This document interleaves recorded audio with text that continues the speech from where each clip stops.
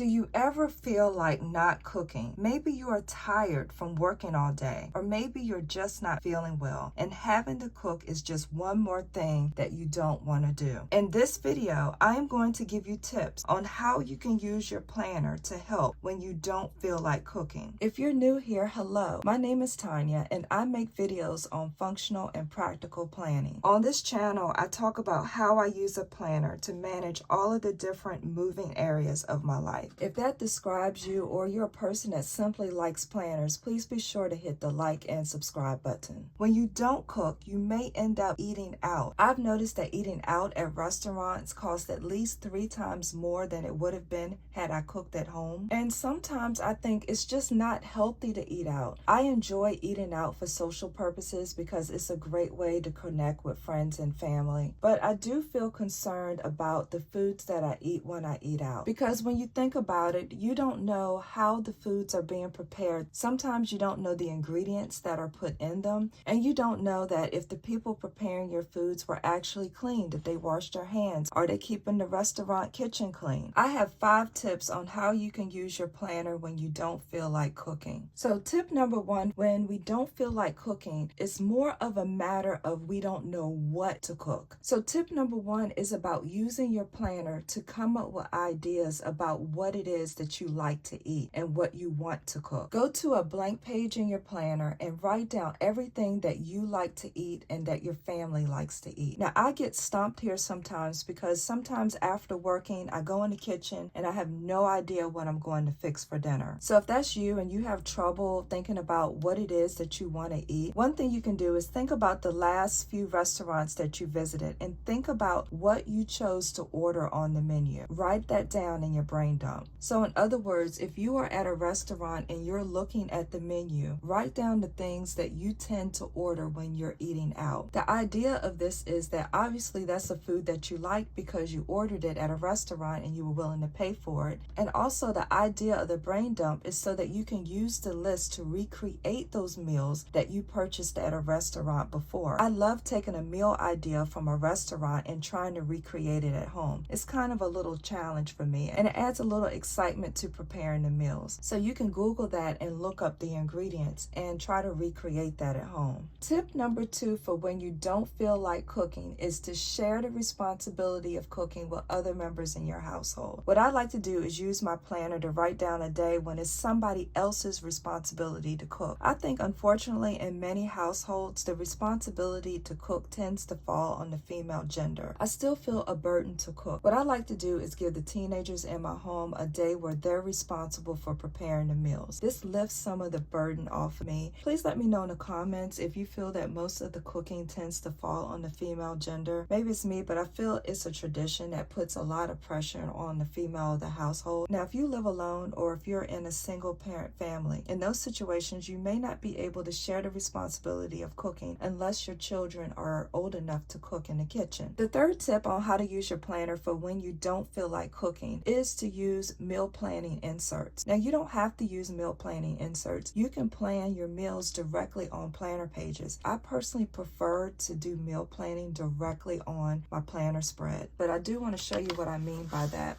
I prefer to write my meal plans directly on my planner spread. This way it prevents me from doing a lot of flipping back and forth in my planner. I dislike doing that because when I have a lot of forms to update in my planner, like trackers and meal planning forms and stuff like that, I'll start out updating the form and then over time I get busy and I end up not using the extra forms. So me personally, if I'm going to plan a meal, I like to write it directly on my planner pages. So for example, I might write around 6 o'clock, which is when I get off. I might just put an entry in here on my appointment schedule, dinner. I could put in here baked chicken, green beans, potatoes. And that's an example of how I would use my planner spread. That way everything is right here on my planner pages. Now, here's an example of a meal planning page. On this side, you write in what you plan to eat for each day of the week. So Monday through Sunday is written over here, and you would just write in what you plan to eat on these days. Over here is your shopping list. So first you would write in what you plan to eat through the week, and then you make sure you have all the ingredients. So you would just simply list them over here. Now here's an example of another meal planner. Now on this meal planner, you have the days of the week written over here. So So you have Monday, Tuesday, and so on and so forth. And then you have a spot up here for breakfast, lunch, and dinner. And then on the back of the meal planner is your shopping list. So what's neat about this meal planner is that after you write in what you plan to eat for the week, then you make sure you have all the ingredients for it. So let's say you're going to prepare a dish. Let's say it's lasagna. Is you're able to take your ingredients and divide them out by sections. So if you're physically going in a grocery store, this is helpful because you'll have all your produce listed in this block. You'll have all your meat, for example, in this block, and all your dairy over here. And separating your shopping list like this is helpful because that way you're not zigzagging all across the store. So tip number 4 for when you don't feel like cooking. Now this one might be a little controversial. Sometimes when I don't feel like cooking, I will actually skip a meal. There are benefits to fasting. There's a lot of information about fasting online. Of course, I need to say this. You should research skipping a meal and fasting for yourself and check with your doctor if you have health issues and stuff like that. So I actually do not eat breakfast. I eat my first meal around 11 a.m. And I know that's controversial to a lot of people because a lot of people, you've heard that saying that says the most important meal of the day is the first meal of the day. And there's certainly some evidence to suggest that. So in your planner, if you plan to skip a meal, you can do some time blocking. So here I could put in what I plan to eat at 11, for example. So you can use your planner to write in the times that you plan to eat. I like to start my day with a fruit or vegetable.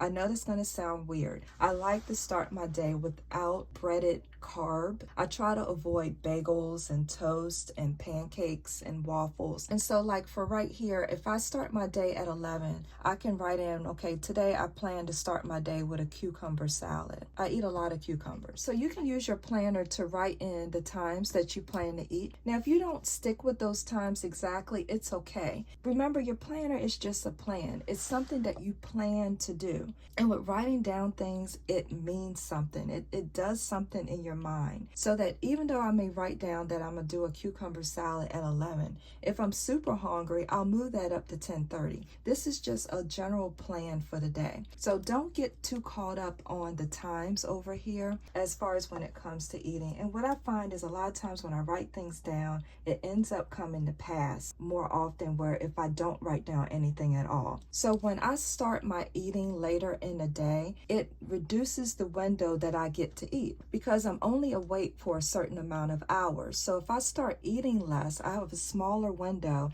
and so I'm consuming less food, and it helps keep my weight down. That's why I do it. But people say that when you eat breakfast, it's the most important meal of the day, and I think it's because when you eat, it starts to speed your metabolism up. So you burn actually more calories throughout the day. But the thing that I found is that the earlier I eat, that I'm hungrier for the rest of the day. So tip number 5 for when you don't feel like cooking is to use a meal subscription service. So when my money is tight, I actually pause the meal subscription service. But when I feel I can afford it, I do a meal subscription service. A meal subscription service actually lets you go online, pick out some meals that you like, and they'll send you all the ingredients that you need with instructions on how to prepare the meal. And the ingredients are fresh and they're minimally processed. So what I've ordered from the meal subscription service is 2 meals a week. I have 4 people in my household, so it feeds 4 people. That's included in the meal subscription box. I like it because all of the ingredients are there. It helps with meal portion control. You have just enough food for 1 plate. I tend to cook more than 1 plate worth of food, and what happens is I end up going back getting 2 or 3 more helpings after the initial plate. So the good thing about a meal subscription service is that you get enough food for 1 plate, and that helps with portion control. Most of all, I love it because it allows me not to think about what I'm gonna fix for dinner. Now, the other 5 days of the week, I do need to worry about meal preparation, and I use my planner for that. So in my planner, I will write in if I plan to use one of the meals in the meal subscription service. Now, the cost of a meal subscription service, I think is equivalent to the cost of eating out at an inexpensive fast food restaurant. I end up paying around $8 or $9 per serving. It is $40 because I have 4 people that I'm preparing food for. Also, it's easy for me to delegate fixing dinner to my 2 teenagers in the home, because then I can say, hey, can you fix one of those meals tonight? All of the instructions are there. All of the ingredients are there. So I kind of don't have to worry about it because they're old enough to cook and be safe about it. So the downside to a meal subscription service is the one that I use, I do a lot of cutting. Like, for example, they'll just send you, whole potatoes. I have to wash the potatoes, I have to slice and cut the potatoes. So there can be a lot of chopping and cutting involved. At first, I kind of didn't like that because it made meal preparation take longer. But now I do, because I find that when I'm chopping and cutting, it kind of decompresses stress from the day. And I get so engrossed in what I'm preparing that I forget everything else. So it's a nice way to take your mind off of things. Now, this video is not sponsored. I tried my best not to mention any specific meal services. If you want to try out any of the meal subscription services, I will put the codes for a free meal box or a discount code underneath this video. These are discount codes that everyone gets and that everyone can refer and share with their friends and family. And I'll put it down there in case you want to just try it out for a low price and see if it's for you. If you use the code, I get some type of credit toward the food in my household.